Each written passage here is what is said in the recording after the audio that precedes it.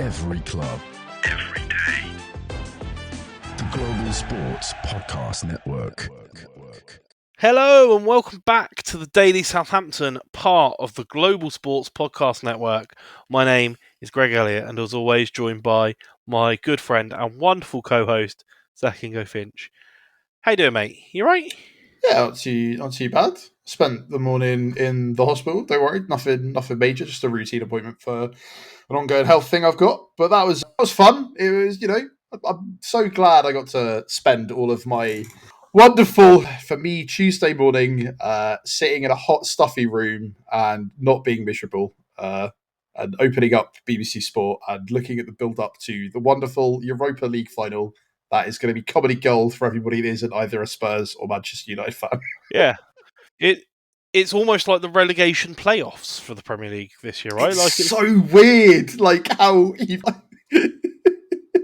yeah, it's just very, very strange like situation where again, like people called us versus Leicester El Crapio, and you have like two of the teams closest to the relegation spots. If it wasn't for the fact that the bottom three have been so bad, could genuinely be like, what's the point marker? Like 40, right? Everyone 40 says that it's 40 to be safe, and Man United are on 39. Right. with like what? I don't like a game to go, or maybe two for them. I don't know, but yeah, it's a very weird thing, and obviously, like both of the managers, 38. So both of their 16th versus 17th. Both of their managers are on like the probably. I don't know about Amarin. Like they might stick with him a little bit longer, but both of them surely got to feel like basically agreed terms with Amarin for next season. So yeah. So, but for like Postecoglou, it's got to be the chopping block, if not, because like to be able to fall out of European places completely, and also like all competitions, and be in like the significantly bottom half of the Premier League, that's got to be like times over. So we'll see. It's going to be interesting either way, because it's like Manchester United can't afford to lose this. I'm like, I don't think that's how football works, though. But I don't know. Who knows nowadays? Indeed, crazy times. All right, well let's have a little chat about Will Still. Well, I think we've talked about it a bit. The market has moved, indeed, and definitely a lot more than our very good listenership could have affected, I'm pretty sure. Like, it has moved in such a way where somebody knows something. Like, yeah, 100%. Well, not only that, like you've got a bunch of stuff that's happened, right? That him basically resigning, quote unquote. Like I think he's still technically under contract, but him resigning, saying he wants to go to England, basically saying he was because when he initially came over, he was basically saying, "Hi, who's choosing it?" Like, "Oh, it's going to be the training camp for Lens in the summer." And everyone's like, "Okay, buddy," and then straight away he's like, "Yeah, I want to move back to England." And I've heard it's for like relationship reasons or whatever. I don't know what to believe that goes out in the media nowadays, right? Because anyone can say anything, and it could be. Well, his missus is a Sky Sports presenter, right? And her illness has been pretty well documented, from what I understand. So he's. He wants to be around, to be there. Yeah, which makes complete sense. So it might all be smoke and daggers, and it like it's absolutely nothing. So who knows? But at the same time, there's a lot of things that are falling into place that means that I reckon he's a far more likely candidate. I know that Roll was the big sort of the big one that everyone was after. But at the same time, if he's now playing the waiting game of just like, let me see which ones will take me before I go and offer my services to Southampton, I'm like, I'd rather not have that anyway, because that just means that next summer the same thing could happen again. You did a wonderful profile on Will Still a couple of weeks back, episode 190. Big shout out, go and give it a listen. And I left that episode feeling like really positive, that like that is like such a good, promising signing. Someone that, although ambitious and has ambition, is still more likely to stick around for a few years and make a go of a project. Someone who is dynamic in his play style and has the ability to adjust. Dare we draw comparisons to Johan Spors, saying that maybe a little bit Kloppy right? I think it's I think for me the biggest thing, and one of the reasons that, like, obviously when I did the profile, is dismissing this myth that he is like the football manager. Like, if I went in to manage a football team, I would be the football manager, right? Like, I have not a huge amount of experience on the football field, Greg. Like, again, a lot when I was younger, I used to play on the field a lot. I was never good enough to even be picked for teams or anything like that. My love for football has come later and has come a lot through data, because that is the kind of nerd that I am. But to say that about him is ultimately dismissive, just because, like, there was this little period of time where he's having to pay like every match he had because he didn't have a license, blah blah blah blah blah. And that was resolved pretty quick anyway. So I feel like it does a disservice. It was great clickbaity headline titles at the time, but the fact that that's kind of what people's impression were, and you've seen people go away, sort of immediately react with, "Oh, this is a bit ridiculous." Have a bit of research, whether it's the Daily Echo. I know Alfie House put out like an article about it. You know, I know that Saint Statistics put a whole thing out about it recently, and why Sports Republic find him attractive. And, you know, just saying we were potentially the first people to do anything. Again, that's because we went entirely based off of the odds and just, you know, guessed, really. But he was one of the more exciting ones to look at, in my opinion, than half of the other people on the list, which is, you know, where we're at now. So for me, I think it's dismissing that myth, and again, like, that they clearly have this profile of, they want someone young, someone that's going to stick around, someone that wants to, like, build something with the club. They've done that once before. It didn't work out just because of how stubborn he was in the Premier League. I think they really It's a bit of a gamble, because he is, you know, unknown at these levels. Because let's be honest, you know, the leagues that he has managed in are not the same quality, but he's shown that he's got good knowledge of the game. He's tactically capable. He is multilingual, which is going to be incredibly helpful. You know, we talked a bit about why Russell Martin, some players might have done better under Juric than Russell Martin, and vice versa. And, you know, it's like a risk, but almost a calculated one. Like, it should be a good thing. It's an exciting risk, as opposed to like risk. Well, we were kind of, if you think back to when Juric came in and we started looking, and you did some research, you know, that we all really enjoyed, and you started talking about this style of heavy metal football, and the problem was, if any of that actually came out and transpired, we never saw it. And part of that problem as well was, like, obviously the information came out that, one, when Hasenhüttl went, they wanted to replace him with Juric immediately, but Juric was in another position at that point. And two, the fact that they basically sort of rang up the managers they knew and picked the first one that was willing to pick up the gauntlet.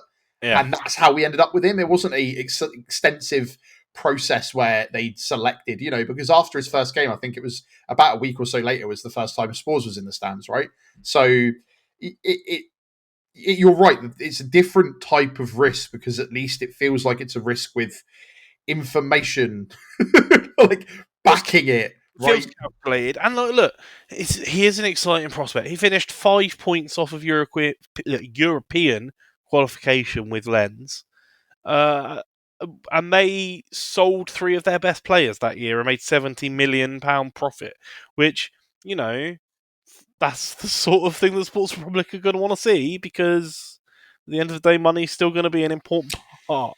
Yeah, unfortunately, that is going to be a big focus. I say, unfortunately, it's not a bad thing to be economically sound, but at the same time, it's, you know, the alternatives are, what did people think we were going to get? There are people out there that are sort of saying, oh, Gary O'Neill, Steve Cooper, this and the other, where we end up in a merry-go-round cycle where we select these same managers that can only do so much. And, you know, or alternatively, we get onto your idea of Big Sam. And, I'd still take it. I know that you'd still take him. I know Oscar would still take him. It pains me. You know, why don't you just get all of them? Again, why don't we just bring old Hodgson out of retirement? I'm sure you'll take Warnock. We joked around that we'd probably do that. But I mean, you have to respect anyone who is a character enough to come out in an interview and say, I don't want a minute's silence when I die. It wouldn't be fitting. Just a minute straight of Warnock is a wanker. That's... oh dear. We need in football, mate. That's the sort of character who's going to give the team a backbone. You know, The sort of character who, in a recorded locker room video, looked at one of his players who were in the starting 11 and went, "You're not going to wear them boots, are you? You got to be good to pull them off." This is true, but one of the other things we talked about, we didn't really touch it much on it yesterday, with City losing to Palace and stuff, is that with characters, what you don't want is it for it to be all about them. Guardiola, unfortunately, made himself the focal point of attention by going up and having an argument with a goalkeeper who had absolutely nothing to do with the decision that was made on the field by the referees, and also is basically like any other goalkeeper in the world. Whenever you're trying to run down the clock, is going to time waste a little bit. That's unfortunately part of the game. It's about the balance, though, mate, because you want someone who can be that centre of attention when they need to deflect away from bad performances. They need to be able to take that hit. It's... You need a bit of something about you. That's a part of the reason that Juric wasn't popular, because he didn't have any charisma at all. And sure, his football was also not great, right? But also, his press conferences were, yes, no, yes, maybe, bye. 6.5 minutes, job done, bish, bash, bosh. Alfie House staring at a blank piece of paper, how am I going to make an article out of that? You're right. Is the issue with Ryan Fraser an injury? No. So is it that you just picking other players? Yes. I still remember that little bit, because that made me laugh, because I was just like, so we're no closer to understand what the heck's going to go on there, and we're still going to be ever closer to know what's going on. You need a bit of character, you need a bit of charisma, you need to be tactically astute and adjustable, but also without that charisma and bit of character, there's always going to be critics of your job, because, we sit in a stadium where there are 32,000 people who know how to manage the team better.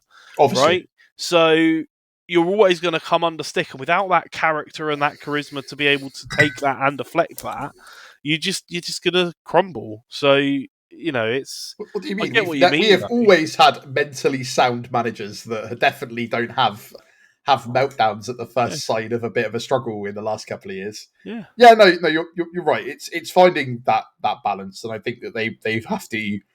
Character is as important as ability to manage, and that's because it has a massive impact on the ability to manage. And that isn't a football thing, that's a life thing. If you have a team of people underneath you have to be able to both inspire and also berate in equal levels to be able to get the best out of a team. And I think that they've obviously looked at him and they think that he's got enough. Maybe, again, we still haven't had any official confirmation, but maybe we'll have it by Sunday. Who knows? Hence why it's not a manager's profile today. I would not be surprised in the slightest to see Will still in the stand on Sunday and some form of announcement, because if they're going to go into the game thinking that they might sneak a cheeky win or a cheeky crazy draw, and that's going to be the big push of positivity that is going to be a sales push for season tickets, then they're as delusional as me.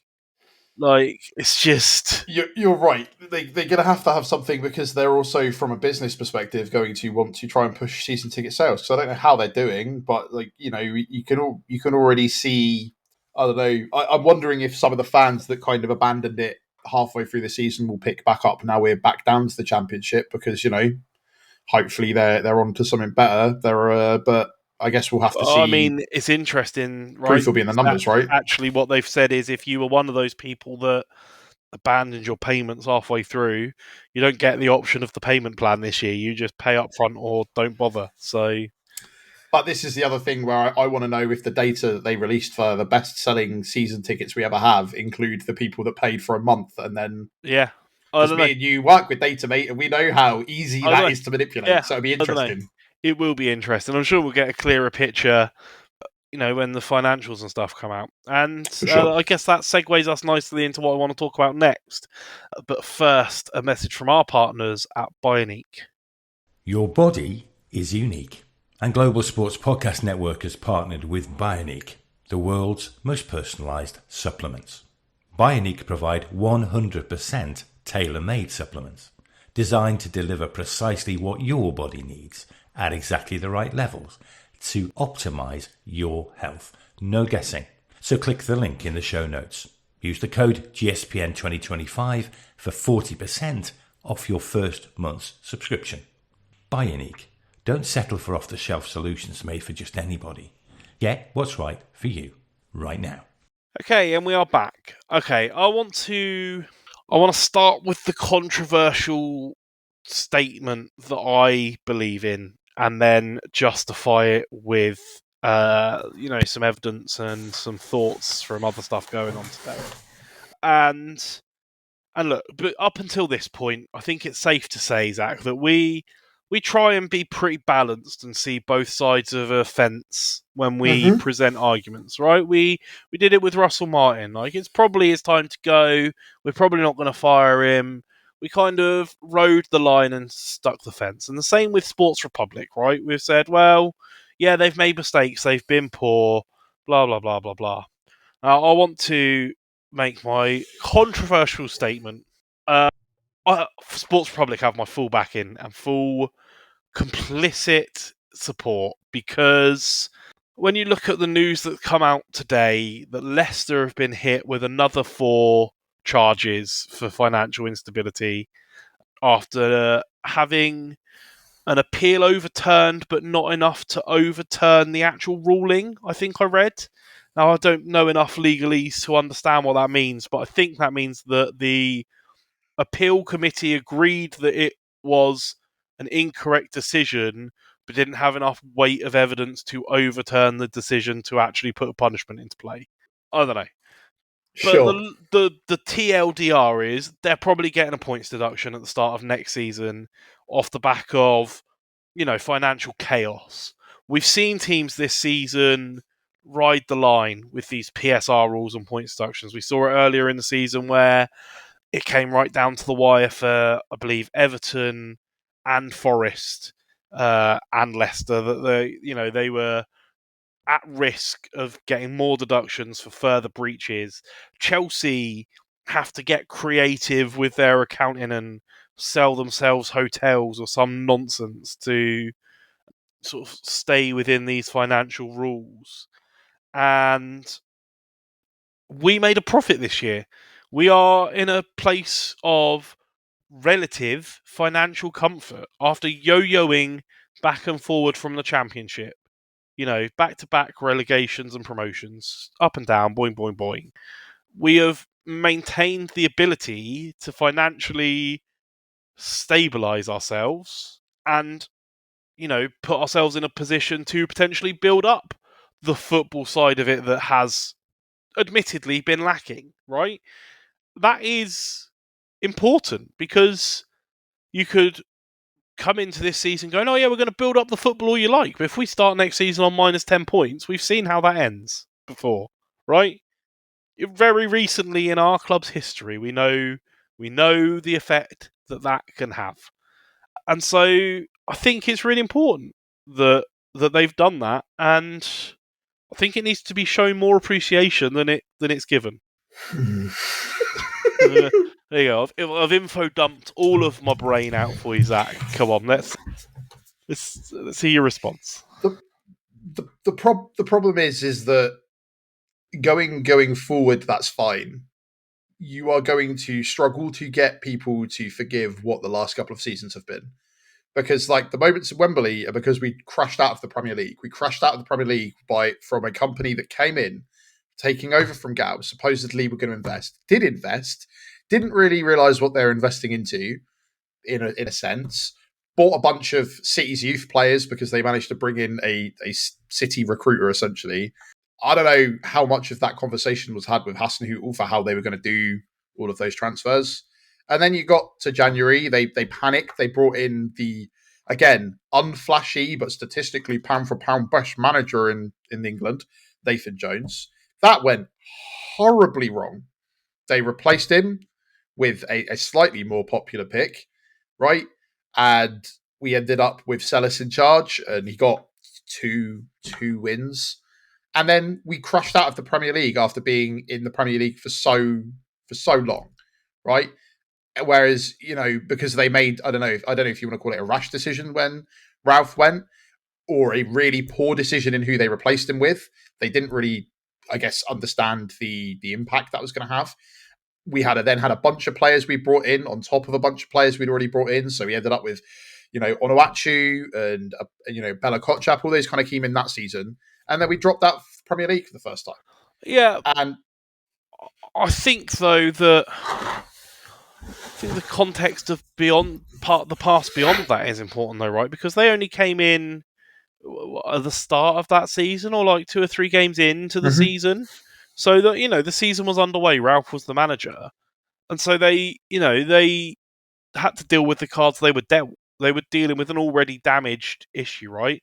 And they threw money at it to try and fix it. And sure, they didn't do a good job of that, right? Undisputedly, objectively, it didn't work. But they came in and tried, which is better than the previous owner was doing. Like those January signings were awful, and there's no disputing that or getting around it. But if they hadn't have come in and invested and tried that, the outcome's the same. We're still going down. Probably true. We don't know things. We don't know what was going on behind the scenes. We don't know where the state of the club was. We don't know.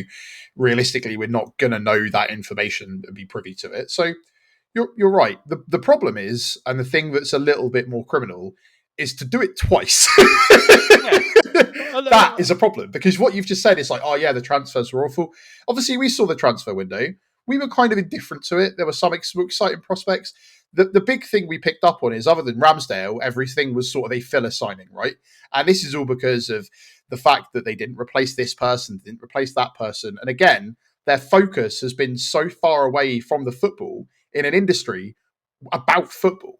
So this is the problem, is that you need fans and football to generate the revenue long term that they want. Again, you could build shopping malls all around St Mary's full of restaurants. If no one's going to St Mary's, mate, doesn't really matter. And is what will drop. But they've secured us into a position where that's an achievable goal. Whereas the alternative could have been, we could be in the same boat as Leicester. And I mean, to be fair, lots has happened behind the scenes at Leicester to get them to this point, not excluding a devastatingly tragic death of their main owner, and all of the sort of fallout from that. But needless to say, we could be in a similar position if they hadn't stabilised that side of the club. And that's the worst position. Or, now I know that it's significantly more risky, and I understand why not, but you could have taken the Nottingham Forest approach and overspend to the point where you're now in European places. Because again, I think that the rules themselves are the thing that are restrictive, and that's caused the issue. And it's all well and good trying to be smart about it, but it's also like we didn't not spend money; we just spent it in the dumbest places. Yeah, and it's like the worry is that, how do we know? So best case scenario, right? Will Still or Roll, whoever, name whichever manager you want to come in, comes in. Okay, half of the squad go. We keep the ones that we actually care about. In an ideal world, we keep Fernandez, get off for the rest. We do what we did in the Championship last time. This new manager comes in, rebuilds the team. We start to play well. Okay, I don't know if we're going to absolutely storm the Championship. Again, there is Leicester and Ipswich to contend with, and Wrexham, who are going to their own financial behemoth, which I think it's going to be a lot tougher for them in the Championship, but we'll have to see. And what happens if all of a sudden we're not running away with the league again and we get in sort of second, third spots? What if we end up in the playoffs again? We will be so hyped at Wembley, and it will feel like a never-ending cycle. What is it? You say you support them and back them 100% because of the finances. What is it about Sports Republic that gives you the hope that the next time around won't just be the same? That's my big thing, because that's my big worry. Because I just feel like, okay, so we'll come back next year and then it will be the same thing all over again. Because I think they are learning from their mistakes, right? Like, they made different mistakes each time. And, I write code for a living. When you hit a different error, that's still progress. Like, they're still learning. Like, they threw money at players in the January of our relegation season, and that flopped. And it put us in dire straits, and it made it harder to spend money when we went down. But they built a team in the Championship and managed it and got some sensible loans here and there, and made it up through the playoffs. And we've discussed whether maybe that was a season earlier than we needed to for the proper rebuilding ability or whatever. And that is what it is. And then they came up and they went a slightly different approach. They didn't throw money at the wall thinking they can improve. They spent money on what they thought were shrewd, intelligent decisions, right? They bought in 2 strikers, which is what the big call out was for. And they bought in some experience. They bought in a marquee signing in Aaron Ramsdale, which was really risk averse as well. Like, this is a player that's going to drastically improve our squad, and if we get relegated, probably isn't going to cost us that much money anyway. We might even turn a profit. It was, and we bought in Benberto Diaz. He's a striker. He scored goals. That's what we need. We need goals, and they weren't good. Right, we know that with the benefit of hindsight, we can look back and say that it wasn't successful, but it was a more balanced transfer window with an approach. And the fact that they didn't work doesn't negate the fact that it was an improved approach, right? And an improved approach is fine, but there has to be something that is disastrously wrong for us to have got to the point where we are.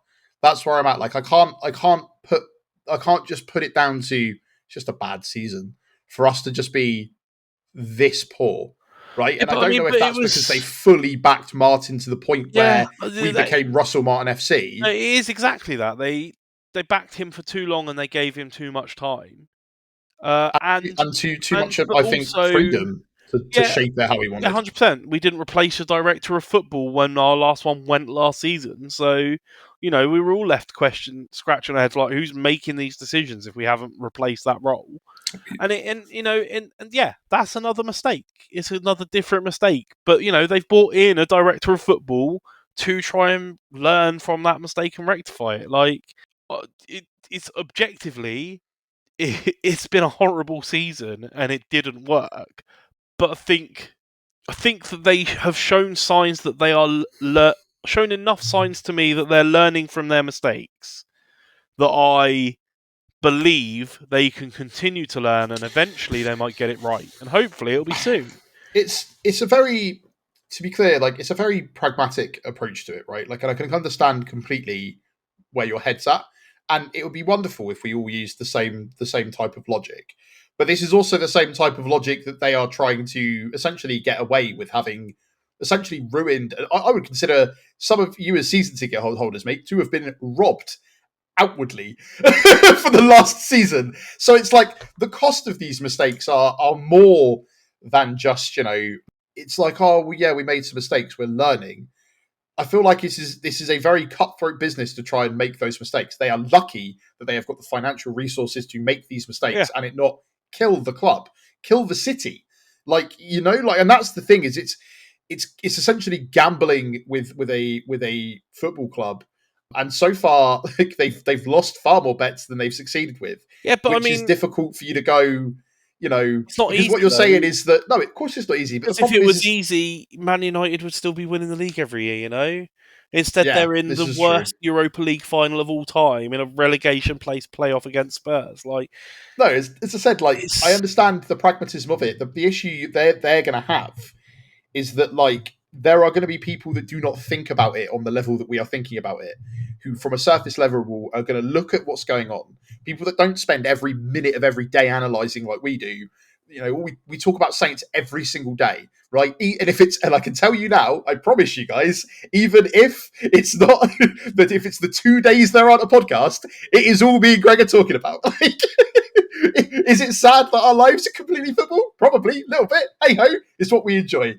But we talk about this kind of, if you are talking about sort of my dad, my granddad, any people that I know that are on the outskirts Saints fans will look at what's going on, see we've lost again, see that we've made several mistakes. They all say we're rotten from the inside out. We're rotten down to the core. What is going on in that club? And it's they are going to have to be the ones who rebuild that reputation. 100%. And in 3 seasons, 2 relegations is not a good look. No, I agree. I agree. But you also have to remember that what they invested into and inherited was already in trouble, right? It had been suffering from lack of investment for a couple of years minimum. It's like when any government takes over, though, mate, right? And this is across the board, left, right, whatever you want to call it. Whenever a government takes over from a previous government, you can blame that previous government for a couple of years. But after a while, it's your government, right? Even better alternative is like at work, right? When somebody leaves, you can blame that person for about 6 months for all the mistakes that happen. This person did this. The main difference between Sports Republic and government, though, Zach, without trying to be too political, is that Sports Republic have come out and owned their mistakes and admitted that they made them. But that's the thing. Like we've had a interview from the sort of director of Dragon Solic and actual conversations around the multi-club model and stuff like that. But the problem that I've got as well is that some of these mistakes you are talking about are also incredibly recent. Like January was when we replaced Russell Martin with, or December we replaced Russell Martin with Ivan Juric after they came out actively and said we just had no plan B, and you're like. So your entire plan was, no matter what, to stick with Russell Martin until you realised it was untenable. And I agree. That's really recent history. But you look at the actions since then, in that short period of time, they changed the board, by hook or by crook. They brought in a director of football and pointed the right direction. They, maybe deliberately, maybe otherwise, who's to say, threw Juric under the bus as a scapegoat for the to hang out to dry for the rest of the season. That's fine, and it feels like they're learning from the mistakes and trying to put the focus on the football. And look, I'm not saying that Sports Republic are a perfect entity, right? That is not the crux of my argument. I'm just saying, it could be significantly we're not Leicester. Worse. We're not in Leicester's position. And we're going to be starting next season on 0 points instead of with an uphill battle, right? Yeah, and those, to be clear, all of those things are positive as well. And my opinion sits somewhere in the middle, where I am happy that we have owners that have money that are willing to invest into the club. The feeling has been horrific. That isn't entirely down to them, but it's a lot down to the fact that you can't do the same thing two seasons in a row in the Premier League, and it be studies and dissertations into how and why we were. 100%. And even so, I still think and hold true that a lot of it possibly comes down to luck and bad VAR decisions. Because if we were 5 games into the season and saying that we'd been robbed of 9 points at that point. I mean, if we pick up those points, mentality and momentum changes completely, and we're in a completely different, multiverse at that point. I think that it's difficult for a lot of people to accept that we are not as good as we used to be, and myself included. To even when sort of the dark days under Hasenhüttl losing 9-0 feels like a lifetime ago in comparison to whatever's going on right now. And I think this season has been battering and bruising. And the problem is, Greg, is that if you cannot name the players that are responsible, and you cannot name the manager that is responsible, and the underlying problem is seen as the ownership, then that is why people are going to feel that way. And as far, it's all right to put one radio statement out and start to make all these actions, but me and you are paying attention to all of these appointments they're making in the back. They're trying to. I don't think it's me and you that this club, they need to convince. It is going to be them themselves and their actions. And for me, whilst I kind of agree with you on a fundamental level, I feel like I don't want to spin PR for them.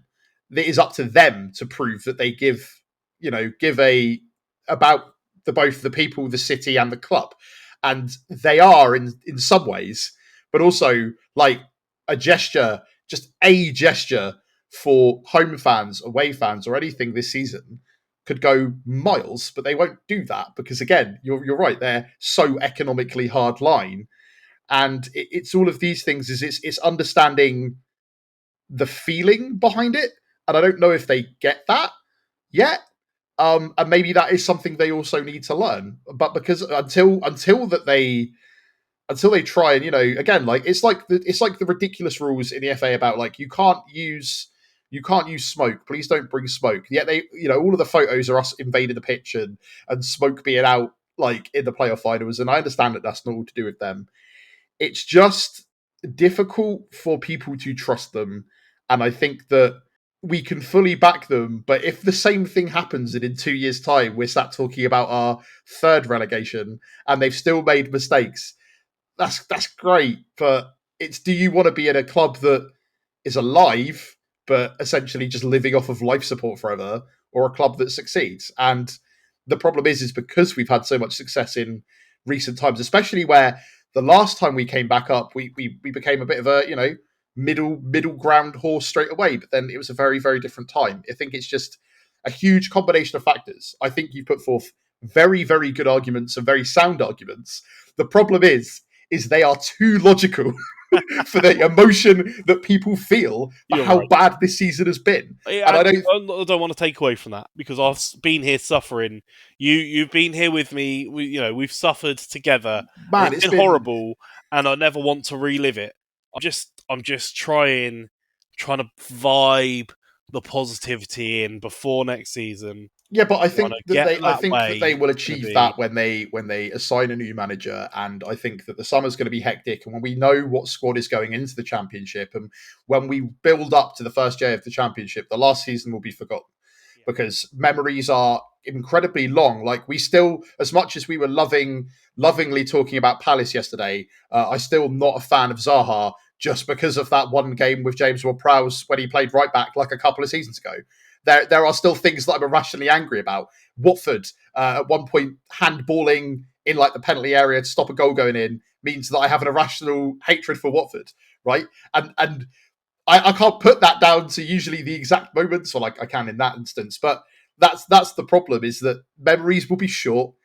The season will be in the distant past, because we're going to have at least 3 derbies to look forward to if Charlton get promoted next season. That's it. So bring it on. I can't wait. Yeah. That's what I mean, is that we will be able to look forward to that. That's all we got time for today. I want to leave you with this mental image that I've conjured up. Oh, goodness. While we've been talking, mate, because we've had a lot of talk about managers, and, I think that we're both in the position that Will Still is probably at this point the best appointment we can make. But hear me out, right? Neil Warnock mouthing off at Ryan Reynolds, Wrexham away. Who doesn't want to see that? That is football heritage. For all we know, Neil Warnock could be managing Wrexham. Mouthing off Ryan Reynolds at Wrexham away. I'll tell you what, that is a Disney Plus series that I would pay extra to watch. I'm there for it. Perfect, mate. Make it happen. Football gods, make it so. All right, well, that is the best possible image I could send us away on. Zach, thank you very much for joining me today and putting up with my controversial and logical opinions. Too logical, mate. Tomorrow, as we turn our eyes towards the weekend and our final day of the season, and maybe start thinking about some post-season reviews, and maybe I'll gently throw in a reminder that the position I predicted we'd finished is still the amount of points we have. Until then, we'll see you then.